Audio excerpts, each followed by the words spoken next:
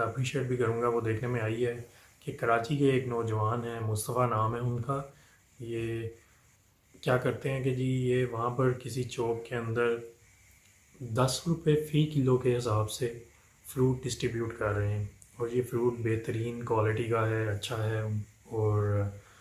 اس میں ان کا کہنا ہے کہ وہ کسی قسم کی بھی زکوٰۃ اس کے اندر نہیں انکلوڈ کر رہے، زکوٰۃ کے پیسے نہیں ہیں، اور کوئی بھی عام شہری بھی اس کو لے سکتا ہے ایزیلی.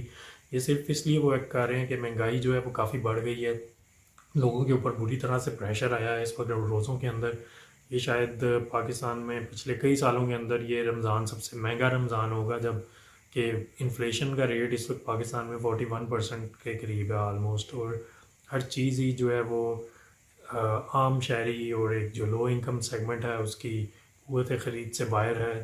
تو اس ساری سچویشن کو پیش نظر رکھتے ہوئے یہ لڑکا جو ہے یہ ایک اچھا عمل کر رہا ہے، اور اس کو